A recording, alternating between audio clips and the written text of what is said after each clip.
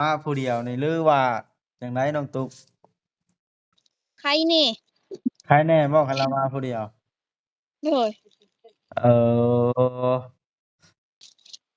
น้องรำคาญแต่ไม่หมดแหละตอนนั้นน่ะแล้วว่าแนวใดจังว่าแนวนั้น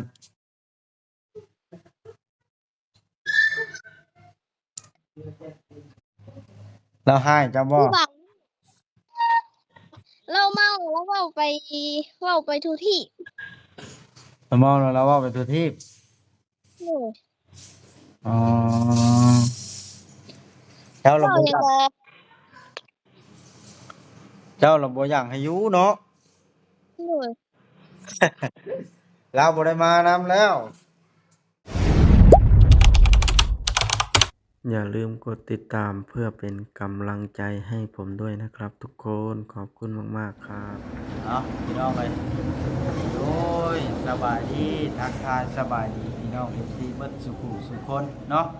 เปิดภาพขึ้นมานี่ก็หากันมาแต่ถ่ายคลิปพี่น้องเลยอ่ามาได้ถ่ายคลิปอยู่พุ่นละทางดงเห็นไปส่งแม่ไม่น้องตุ๊กเกยหมดนั่นแหละเนาะก็คือขี่รถอยู่กับน้องตุ๊กเพิ่นโทรมานะนำแต่เพิ่นอยากเว้าหยังพี่น้องเลยเนาะเฮาก็มาฮอดเรือนเฮาว่างๆแล้วเฮาก็สิโทรถามเพิ่นมีเรียกหยังมีเรื่องอันใดหรือว่าเพิ่นบ่สะดวกเรื่องใดพี่น้องเอ้ยเฮาก็อยากฮู้คือกันอยู่เพิ่นโทรเรื่องใดหันนะเนาะมีแต่ว่าเพื่อบ่เป็นการเสียเวลาพี่น้องเนาะเฮาก็สิได้โทรไปหาน้องตุ๊กสิถามให้ฮู้เรื่องว่าเพิ่นโทรมาหยัง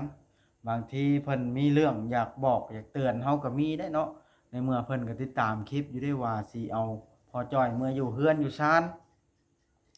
หรือว่ามีปัญหาทางนั้นบ่หรือว่าจังใดอันนี้ก็ต้องถามตัวจริงน้องตุ๊กพี่น้องเอ้ยเอาบ่ว่าสิเอาโทรศัพท์เครื่องนี้แหละโทรเพราะว่าโทรศัพท์มีเครื่องเดียวพี่น้องสิบันทึกให้เบิ่งเลยเอาโทรเบิ่งก่อนพี่น้องเอ้ย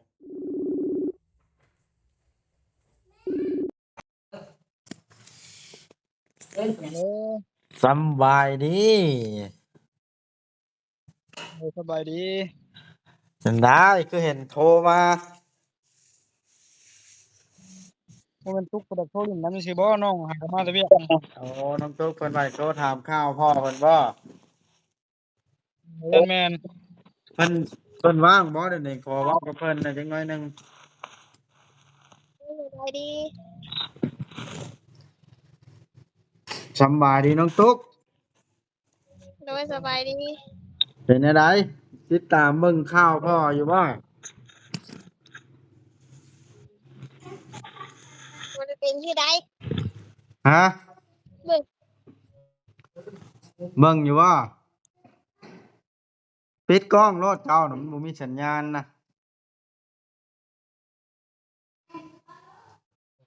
นึกว่าไปถ่ายรูปขอเฮานะเจ้าปิดกล้องน่ะแม่จะมันบ่มีสัญญาณให้เจ้าเปิดกล้องนะไม่ได้สัญญาณมันน้อย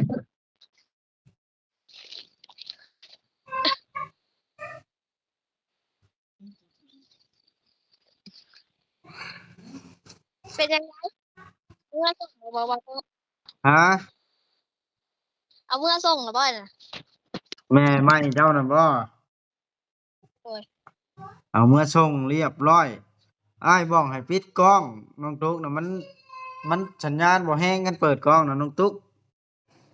โดยเออข้อยเอาเมื่อส่งแล้วเจ้าบ่ได้เบิ่งคลิปบ่ฮะเบิ่งพังอ้ายสิเว้านี่มาเอิ้นน่ะซุมอ้ายล่ะสิไปส่งพ่อเจ้าไว้ในเฮือนอันปูนหลังนั้นได้บาดนี่ให้เราอยู่ผู้เดียวได้โดยเจ้าฮู้แล้วบ่สิมาส่งแล้วนะให้บ่บ่เข้าไปพ่อเจ้าบอกแล้วบ่บ่บอสเฮ้ยบ่บอสโดยคันเบาเขามามื้ออื่นแหละไปบ่ได้ พาพ่อ ฮะ พาพ่อน้องลงมาพี่ก่อนเด้อ พาลงไปหาเจ้าก่อน โดย เจ้ามีแนวจากเว้าเจ้าก็คือบ่ขึ้นเว้าน้ำลายอยู่เฮือนพุ่น ไปเคาะผู้บ้านเด้บ่าว ก็เอาเครื่องเอาของไปไว้เฮือนก่อนจังย่างไปครอบก็ได้ โดย ไปสิฮุบเครื่องฮุบของพลึงพลังไปครอบพ่อบ้าน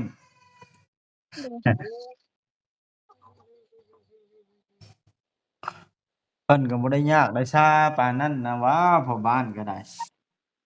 เฮาบ่ได้แม่นคนโจรคนอันลักคนเล็มฮู้อยู่ประวัติการเป็นแนวใดก็ได้ ต้องเคาะ นั่นแหละจังว่าน่ะฮุบเครื่องเข้าไปไว้จังครอบ โดย ใครใครอยู่บ่พ่อมาผู้เดียวนี่หรือว่าจังไดน้องตุ๊ก ใครนี่ ใครแน่บ่คันเรามาผู้เดียว โดย เออ น้องรำคาญแต่ไม่หมดแหละตอนนั้นน่ะ แล้วว่าแนวใดจังว่าแนวนั้น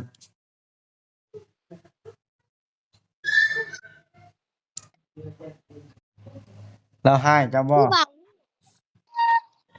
เราเมาแล้วเว้าไปทุกที่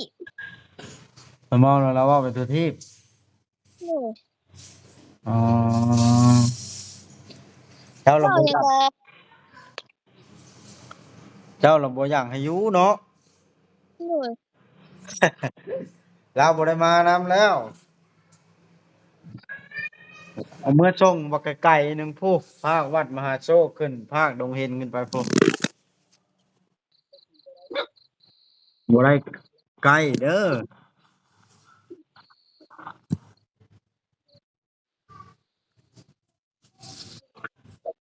เป็นได้จ้ะน้องตุ๊กคนน้อยของมือนี่บ่ได้ให้บ่ได้ห้องบ่ บ่ ฮู้แล้วเนาะ เพิ่นไปนอนอยู่ กีฬาเหี่ยวบ่นี่ โอ้ยอ้ายก็บ่ได้เข้าไปเยี่ยมลายมือแล้วทั้งนั้นมันแล่นทางนี้ถ่ายคลิปทางนี้เออเป็นจั่งใดอันน้องตุ๊กอันข้อยสิถามความรู้สึกเจ้านี่รู้สึกดีใจอยู่บ่อันพ่อเลิกกับแม่ใหม่นี่ความคิดเจ้านะ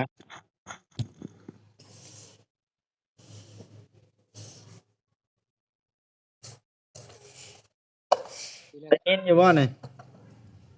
ฮู้น้ำเพิ่นแหละ เจ้าก็บ่ฮู้คือกันเออฮ่าจักสิว่าแนวใดเนาะน้องตุ๊กเนาะเรื่องของเพิ่น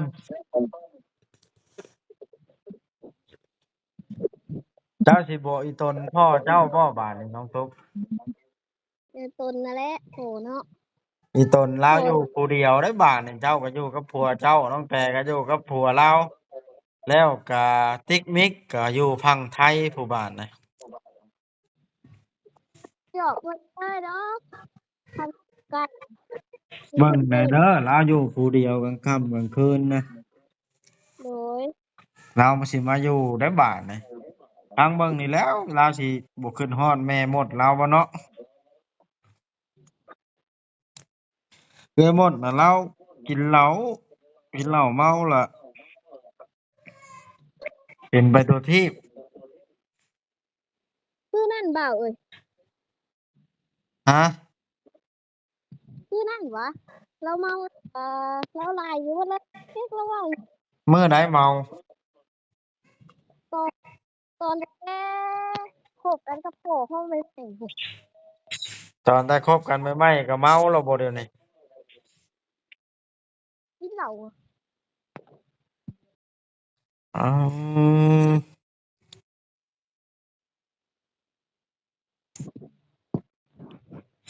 ตีคิดกัน2เทื่อให้แล้วอะ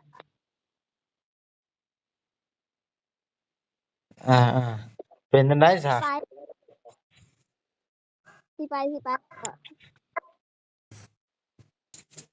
น้องตุ๊ก โดย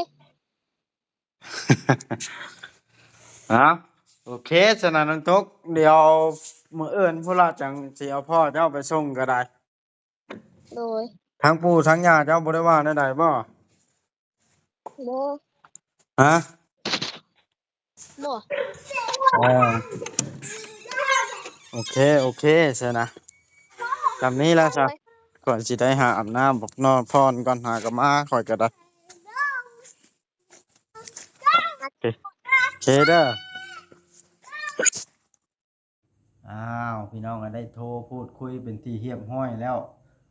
ว้ายพี่น้องเอ้ยสัญญาณขาดหายคือได้ยินหั่นล่ะ เพิ่นก็